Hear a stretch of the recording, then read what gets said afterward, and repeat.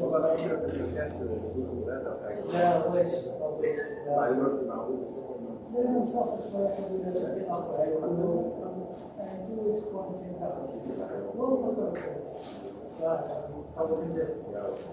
والله زي كنت زي الشغل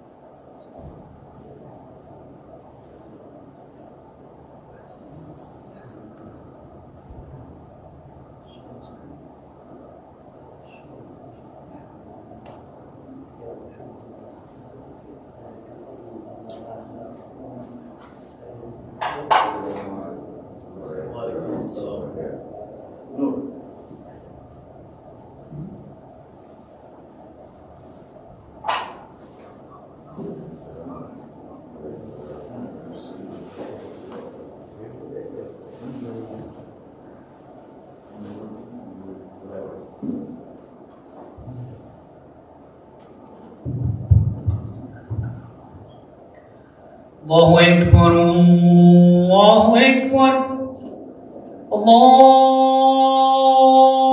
أكبر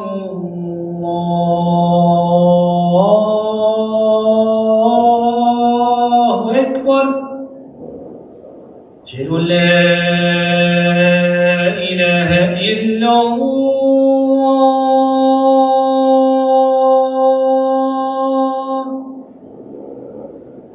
أشهد أن لا إله إلا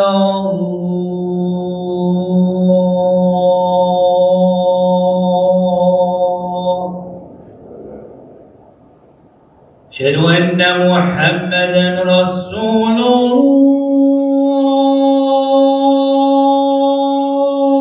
الله أشهد أن محمدًا رسول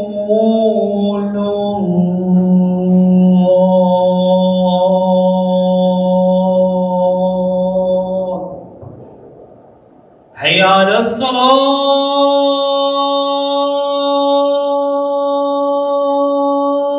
الصلاة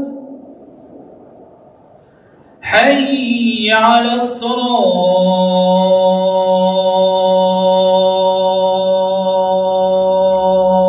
الصلاة حي على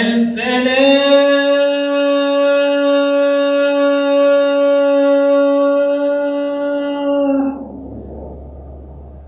حي على الفلاح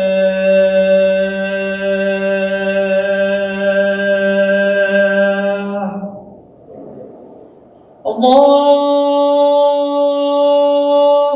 أكبر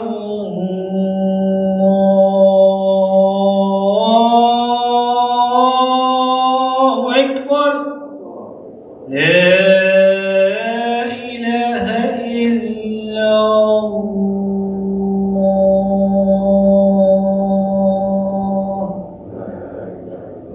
حقا لا إله إلا الله وحده لا شريك له له الملك وله الحمد وهو على كل شيء قدير اللهم رب هذه الدعوة التامة والصلاة القائمة آت سيدنا محمد الوسيلة والفضيلة والدرجة العالية الرفيعة وابعثه اللهم مقاما محمودا الذي وعدته إنك لا تخلف الميعاد وصلى الله وسلم وبارك على نبي الهدى محمد وعلى آله وصحبه وسلم أجمعين.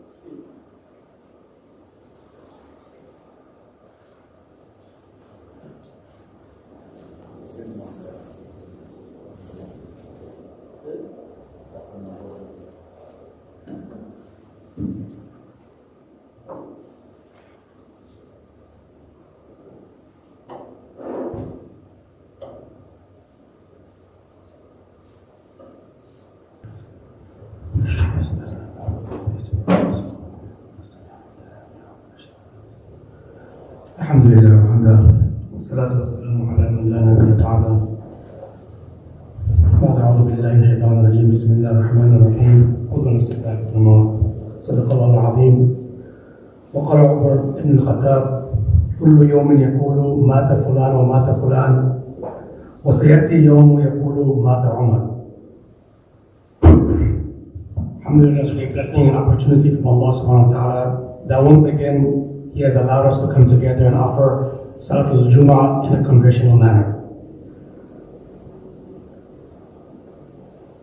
In the past week, many have passed on.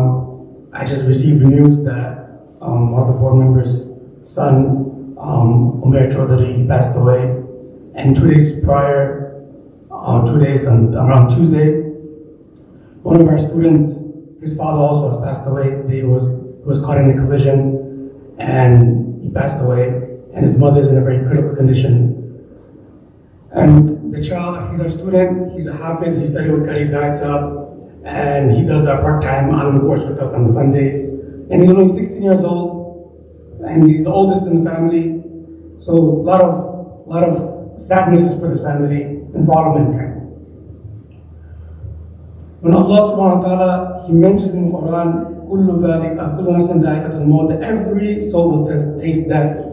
This is a reality that we all have to face.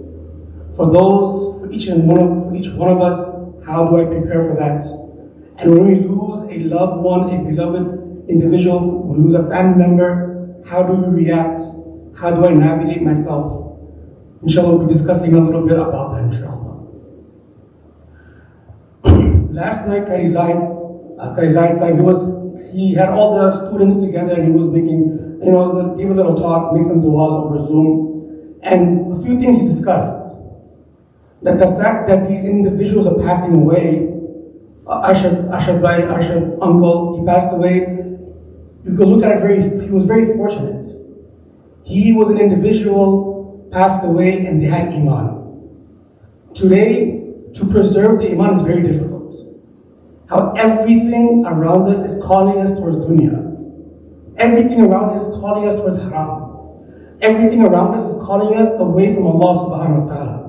The fact that someone can pass away with their iman, this is one of the best things. This is one of the very big things.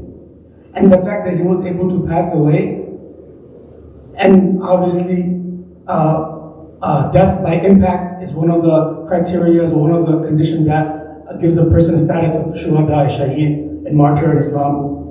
And surviving was a son who was a hafiz. For those that lose our family members, it is our responsibility to continue to make dua for them.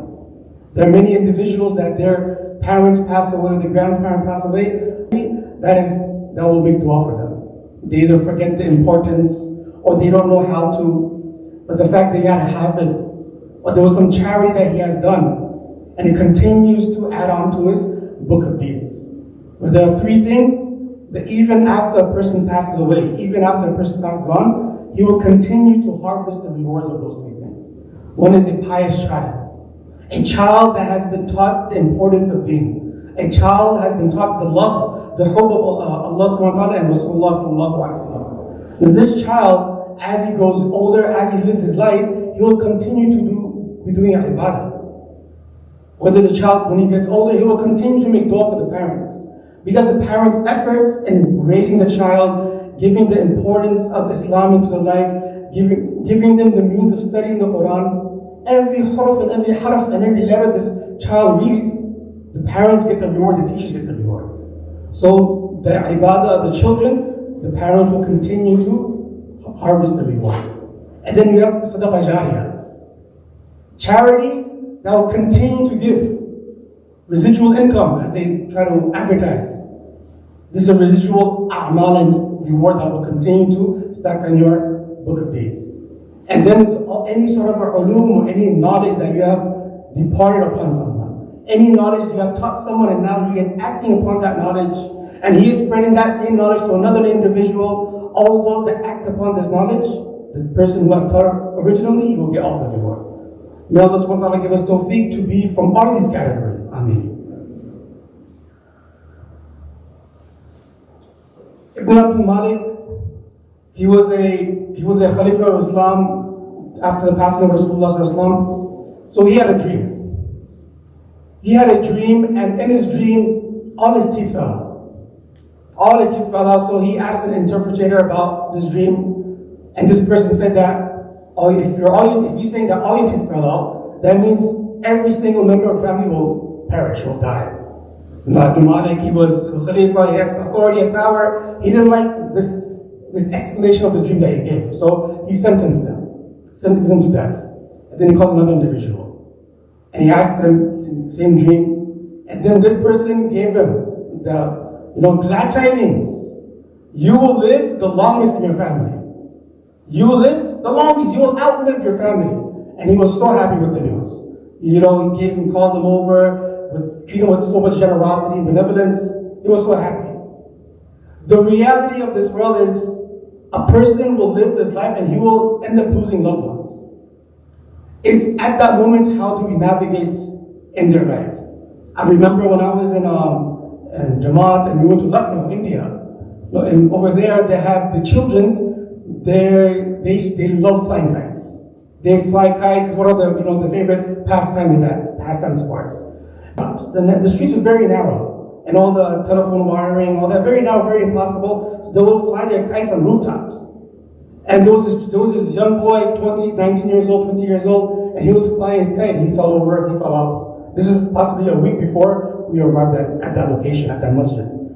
And the local Sakis, the local people, brothers are telling us that as soon as the news reached his mother, she immediately prayed 2 rakats. She immediately made 2 rakats and she made the dua for her son's forgiveness and asked for patience. And this is the mentality. It's very difficult. It's very difficult, but this is the mentality that we should all observe. To fall into a fit of confusion and then, invoking, why me, oh Allah, why me? Allah SWT teaches patience, and this is how patience is observed.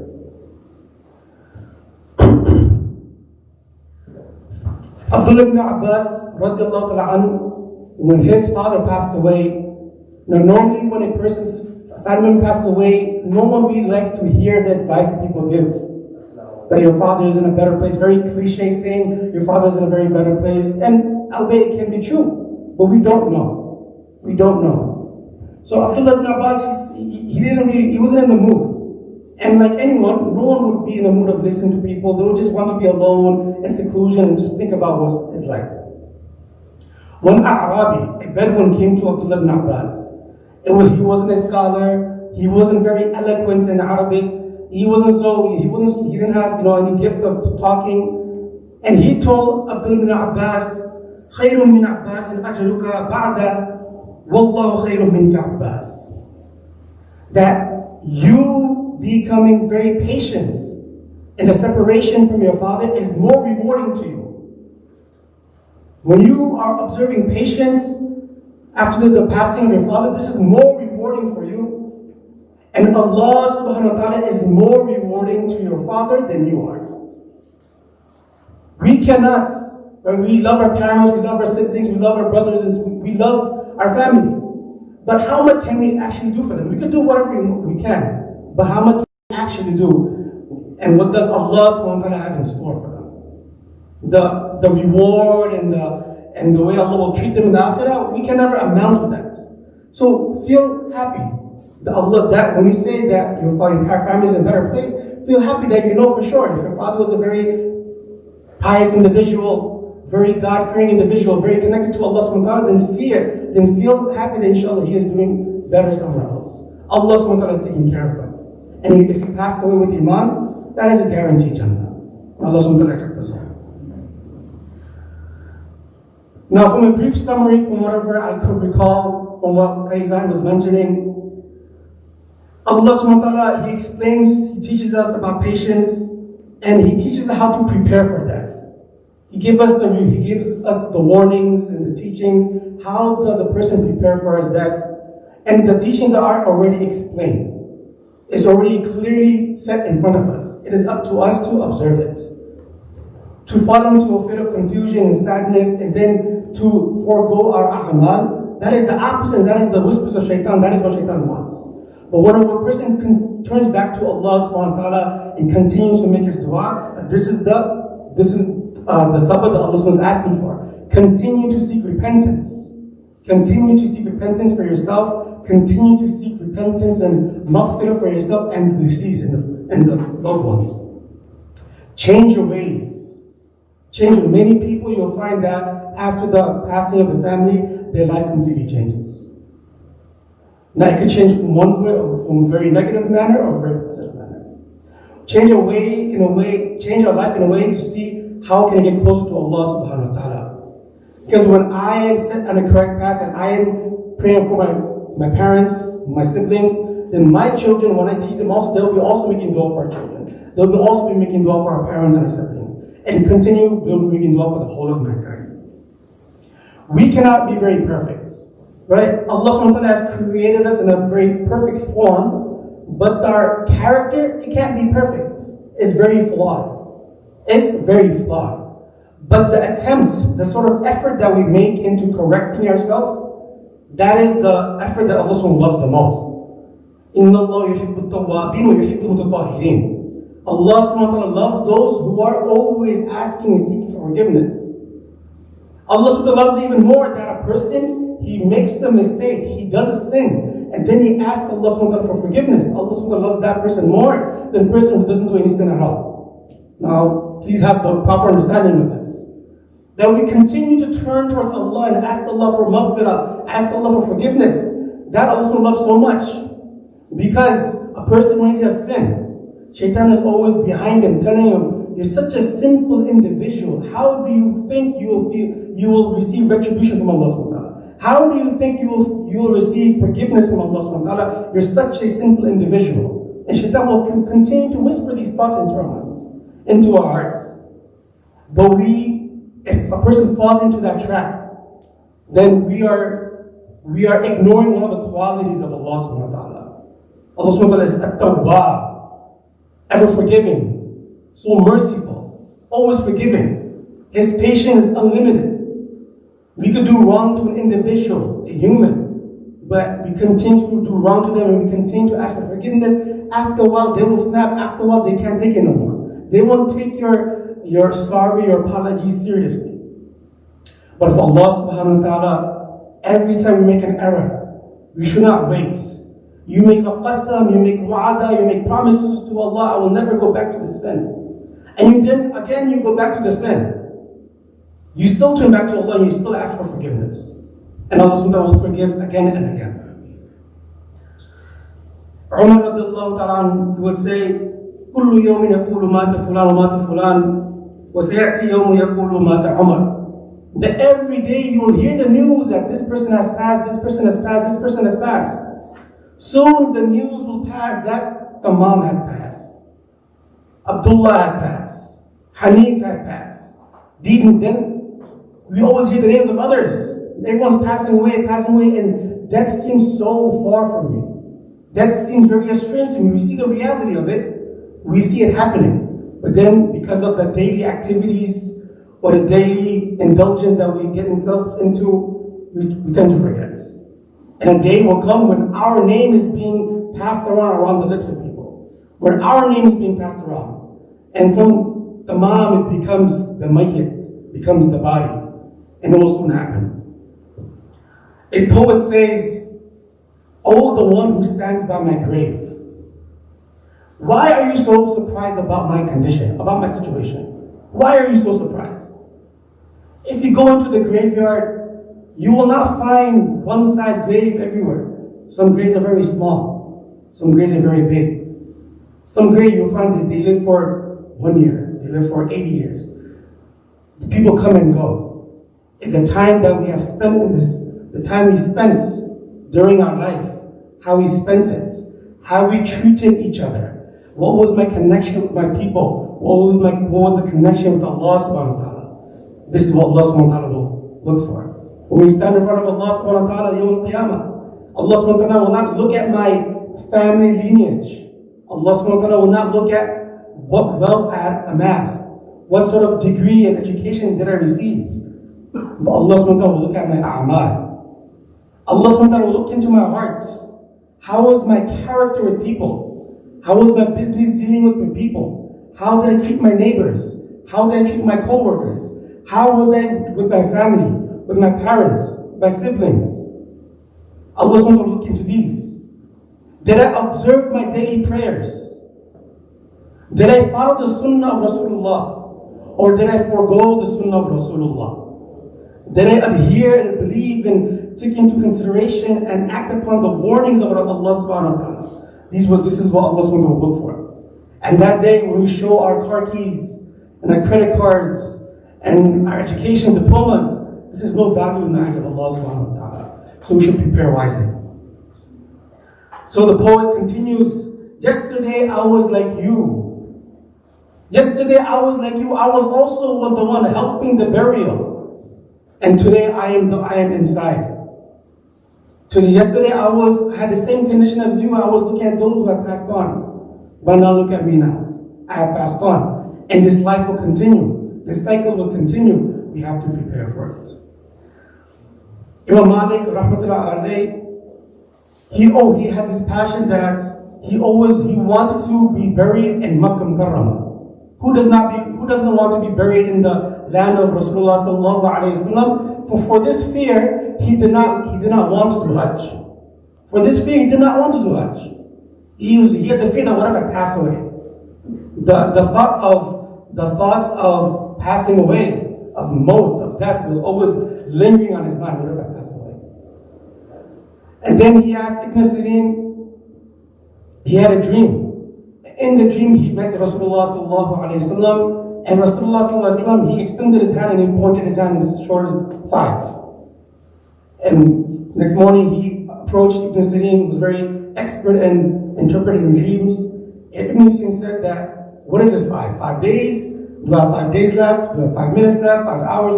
What is 5 what? And Ibn Sirin explains that these are the 5 things that we have no knowledge about. One is my death. We have no knowledge about that. So why do we fear? Why do you hold the fear of death? Are you letting it stop you from making Allah subhanahu wa ta'ala happy? And then he obviously performed Hajj after that. You understand? If death comes here, death comes there, I can't guarantee that I will even die in Makkah Mukarramah. But nothing is guaranteed. Our date of birth is known. It's known to everyone. We know it. But the day we pass on is unknown. The day we pass on, the day we will meet Allah subhanahu wa ta'ala is unknown, which is why we don't wait. We don't make a schedule. Okay, this is when I will make the flip. This is when I will try to get close to Allah. Next year, New Year, I'll wait for the next year to start my new resolution. Now is the time. And the new year has begun. We try to make, one advice that our scholars give is try to bring something new into your life. New year starts, try to increase in your a'mal. We should not feel stagnant. We should not be stagnant. Right? If a 5-year-old, 7-year-old, he fails first grade. Exams took place, he fails first grade. And he's back in first grade again the next year, the following year. Can he tell his parents, oh mom, dad, look, sure I didn't go to second grade, but at least I didn't go back to primary school. at least I didn't go back to the grade previous to the first grade, there's nothing to boast about. It doesn't make sense. Whatever a'mal, whatever good deeds, whatever sunnah habits I had last year, if I continue that, there's nothing to boast about. We should try to add increase onto that. Whether it be the sunnah of smiling, the sunnah of miswak, the sunnah of praying tahiyyatul masjid when you enter the masjid, the sunnah of praying the sunnah prayers after before asr, where the sunnah before the 4 rakat sunnah ghayr mu'akkada, forgotten by the ummah. Barely anyone prays. Only those that spend most of the time in the masjid, they're able to pray. So try to bring a new sunnah of Rasulullah into our life. And this is how we will prepare for the akhirah. This is how we prepare for our meeting, confrontation with Allah subhanahu wa ta'ala. Continue to make dua for those that have passed on. We continue to make dua for those that are passed on. Inshallah, when we pass on, there will be someone that will remain making dua for us. Give charity, teach, right? We learn. When we learn, the first priority of learning is so that I can implement the knowledge to myself. How can I practice upon the knowledge? How can this knowledge that I've acquired, how can it benefit me? And then make it a mission of ours. How can I pass this knowledge on? Whether it be to my children, my siblings, my parents, or a class that I'm having. So charity, teach someone, or teach your children. Or facilitate the means of how can our children learn their ulum of Allah subhanahu wa ta'ala. May Allah subhanahu wa ta'ala give us tawfiq and forgive all our sins. أقول قولي هذا أستغفر الله لي ولكم ولسائر المسلمين فاستغفروه إنه غفور رحيم. أذان.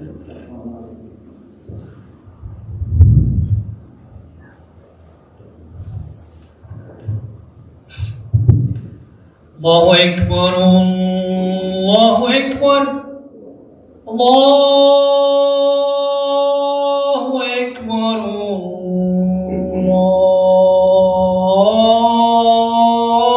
الله أكبر أشهد أن لا إله إلا الله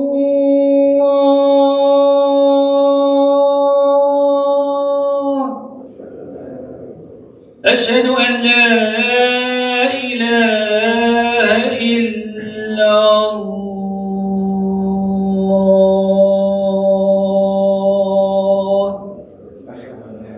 أشهد أن محمدًا رسول الله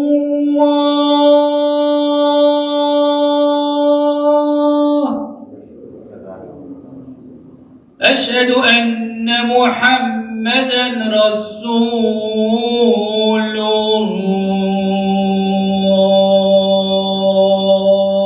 الله حي على الصلاة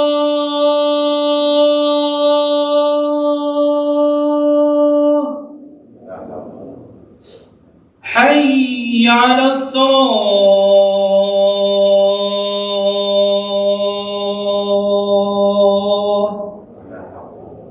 حي على الفلاح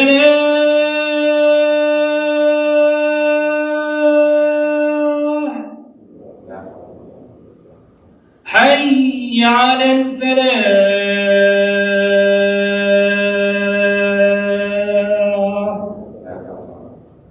الله أكبر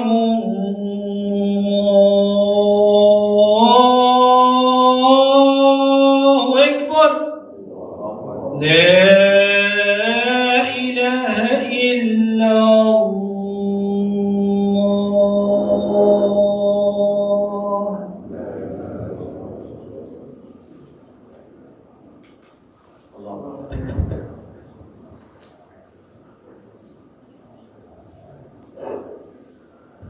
الحمد لله الذي هدانا لهذا وما كنا لنهتدي لولا أن هدانا الله ونشهد أن لا إله إلا الله وحده لا شريك له ونشهد أن محمدا عبده ورسوله وصلى الله عليه وعلى آله وصحبه أما بعد فيا أيها الناس وحدوا الله فإن التوحيد رأس الطاعات واتقوا الله فإن التقوى ملاك الحسنات وعليكم بسنة فإن السنة تهدي إلى الإطاعة ومن أطاع الله ورسوله فقد رشد واهتدى.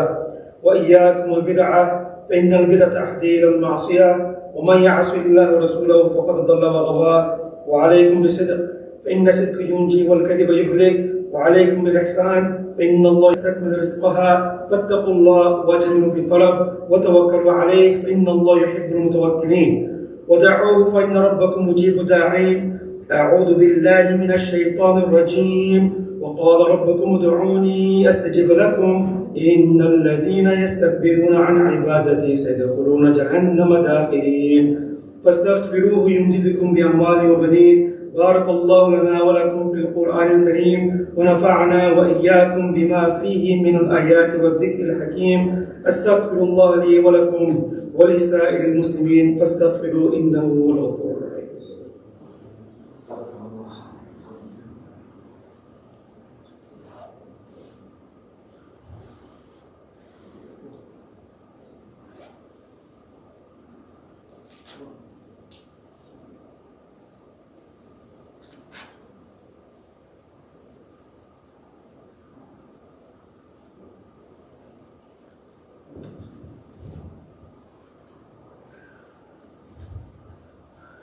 Alhamdulillah, nahmaduhu wa nasta'inuhu wa nasta'in. If you would like to volunteer for the masjid, please see Shaukat Bhai or you can see me from that.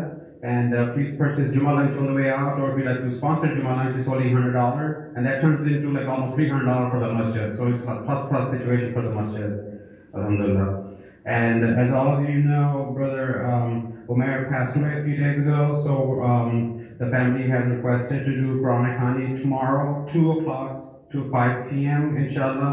So everyone is invited, and we will have food after that, inshallah. And there are some few du'as. Brother Amir Iqbal, his family member Muhammad Arshad in Pakistan is very critical in the hospital due to COVID. Sister Gosia requested dua for Muhammad Naeem in Hyderabad, India.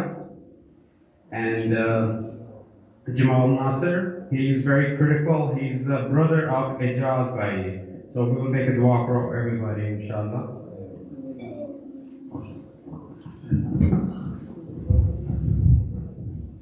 اللهم امين. ربنا اتنا في الدنيا حسنه وفي الاخره حسنه وقنا عذاب النار. امين. واجعلنا من المستقيمين. إلهكم إله واحد لا إله إلا الله. ربنا لا تزغ قلوبنا ربنا لا تزغ قلوبنا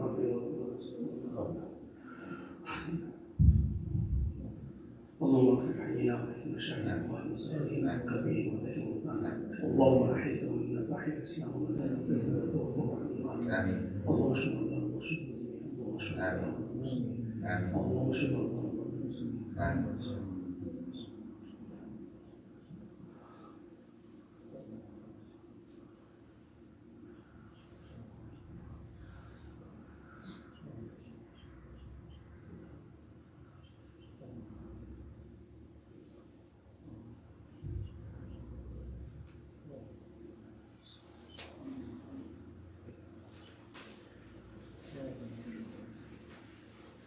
سبحان ربك رب العزة عما يصفون. السلام على المرسلين والحمد لله.